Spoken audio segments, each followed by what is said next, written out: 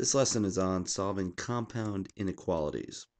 So what's a compound inequality? Well, there's two of them. The first one will look like this, where it's basically bracketed.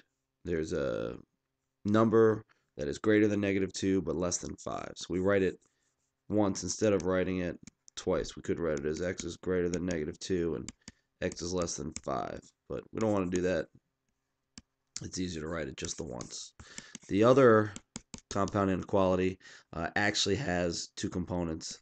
It would say x is less than -2 and x is greater than, and it could be equal, so we'll just throw that in, 5.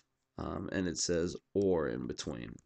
So you got to watch out for that. And graphically, the first one, we do the middle, -2 to 5.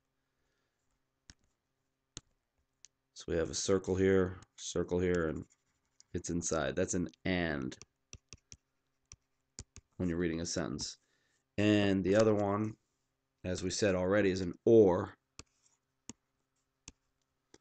Goes from -2 to 5, except it's not the inside. X is greater than or equal to -5. So fill in the dot. X is less than -2. And that's how we do it. So let's translate one. Now it's a giveaway now that you know the and or. So this is going to be all real numbers that are greater than -2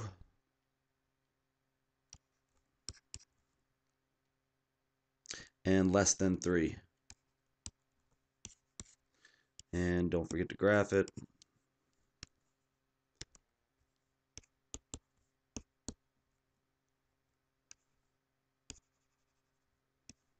There you go.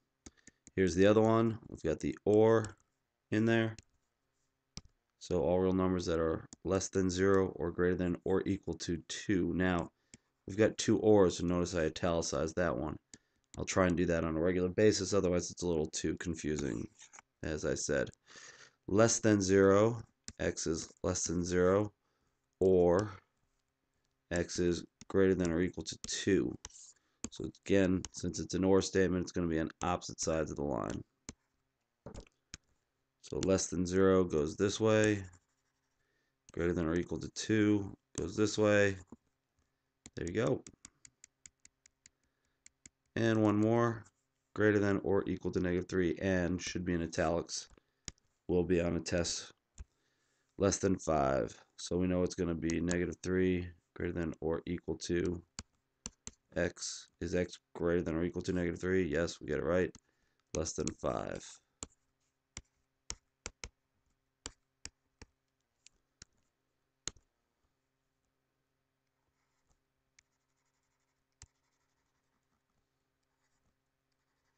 There we go. So, how do we solve it? It's actually extremely easy. You could break it into two pieces. Do that part here and that part here. See if they work out. Part 1 and part 2. But I don't recommend that. It's just so much easier to do it this way. Find the part with the variable. So that's the part with the variable, and isolate it. So get it alone.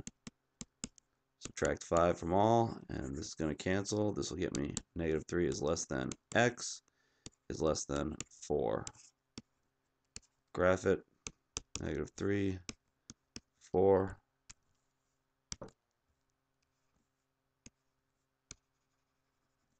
There it is.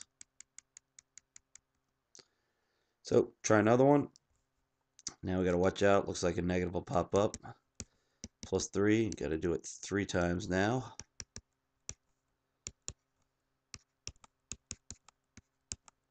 And watch your negatives and be careful with all that. Divide by -1. We all know what happens when we divide or multiply by a negative. 2 is greater than or equal to x, greater than or equal to -5. I will rewrite this just because I prefer it that way. Now when I graph it,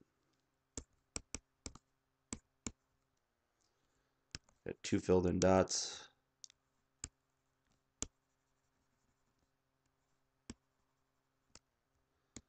There we go. So this is an OR one in italics again, so we just break it into two. We solve each one separately. We know that when we graph it, we're going to get one of these on either side. Well, let's see. We should. So solve.